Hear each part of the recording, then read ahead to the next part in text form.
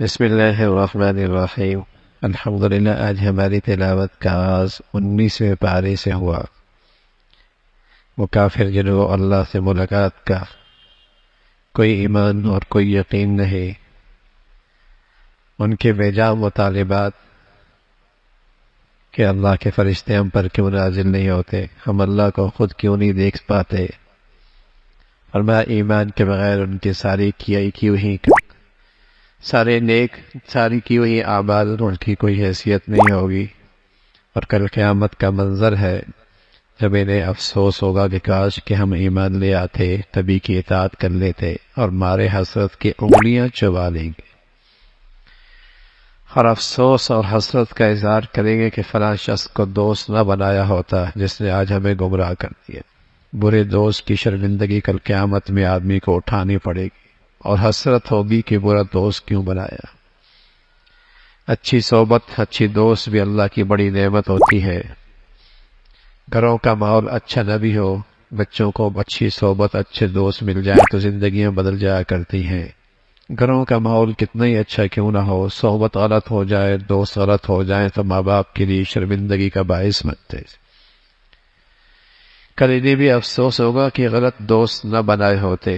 ان کا یہ اعتراض بھی تھا کہ جیسے آسمانی کتابوں سے ساری کتابیں یک بار کی اتری ہیں، قرآن آہستہ آہستہ کیوں اترتا؟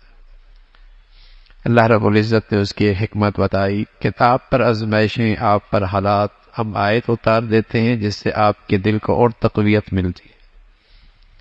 آپ کے دلوں کی تقویت کے لیے ہم نے اس قرآن کو آہستہ آہستہ اتارا ہے۔ قوم عاد، قوم ثمود کا تذکرہ ہے، اور پھر ان کی برائی کا تذکرہ کہ کچھ لوگ ایسے ہیں جو اپنی خواہشات کا درجہ دیتے ہیں جیسے معبود ہوتا ہے، بس ماننی اپنی چاہت، اپنی من کی ماننی، بس معبود کی طرح اس کی عبادت کرتے ہیں۔ اس کا تذکرہ اللہ کی وحدانیت پہ، اللہ کے قدرت کے دلائل ہیں، رات دن کا نظام ہے، آسمان کے بارشوں کے بعد بنجر زمینوں کی زندگی ہے، ایسی اللہ رب العزت مارنے کے بعد نئی زندگی عطا فرما دیں گے۔ دو سمندر ملتے ہیں، میٹھا اور کڑوا آپس میں نہیں ملتے، یہ اللہ کے قدرتی دو ہے۔ پھر اللہ کے نیک اور مقبول بندوں کا تذکرہ فرمایا اور ان کی نمایاں خوبیوں کا تذکرہ فرمایا۔ اللہ کے نیک مقبول بندوں کا تذکرہ ہے کہ ان کی یہ چند نمایاں خوبی ہیں، وہ اللہ کی بندگی کرنے والے، ان میں عاجزی ہے، وہ جہلا سے الجھتے نہیں ہیں، ان کی راتیں عبادت میں گزرتی ہیں، قیام میں گزرتی ہیں، لیکن اللہ کے پکڑ سے بے خوف نہیں ہیں، اللہ کے عذاب سے پناہ مانگتے رہتے، شرک نہیں کرتے، زنا نہیں کرتے، ناحق قتل نہیں کرتے، گناہوں کے مجالس میں شریک نہیں ہوتے، کہیں مجبوراً گزرنا پڑے تو حفاظت کے ساتھ گزرتے، اللہ کی طرف سے آئی ہوئی نصیحت کو دل و جان سے قبول کرتے، اور صرف اپنی فکر نہیں کرتے، اپنے گھر والوں کی بھی فکر کرتے ہیں، اللہ کے دربار درخواست کرتے ہیں، اللہ ہمیں ہدایت بھی دے اور ہمیں ہادی بھی بنا دے، ہمیں ہدایت بھی دے اور دوسروں کی ہدایت کا ہمیں ذریعہ بھی بنا دے۔ یہ اللہ کے نیک بندوں کی اور اللہ کے مقبول بندوں کی صفات ہیں، اور ان کے لیے جنت کے اعلیٰ درجات کا تذکرہ ہے۔ اور پھر سورہ شعراء ہے۔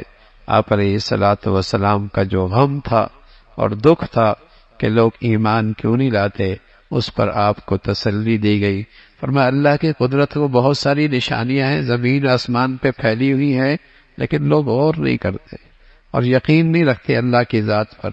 پھر حضرت موسیٰ علیہ الصلوۃ والسلام کا تفصیلی تذکرہ ہے۔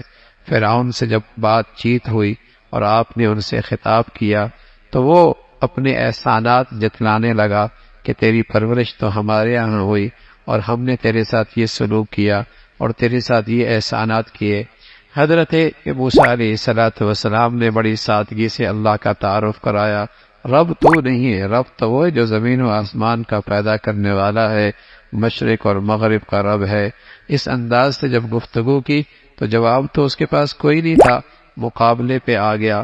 معجزے، آپ نے معجزے دکھائے، اس نے جادوگروں کو اکٹھا کیا، اللہ رب العزت نے ظاہر معجزے کے بدولت پیغمبر کو غالب کر دیا، وہاں کے جادوگر بھی سجدہ ریز ہو گئے، موسیٰ اور ہارون کے رب پر ایمان لے آئے، اور اس نے ان کو دھمکی دی، اس کا تذکرہ فرمایا۔ پھر اللہ رب العزت نے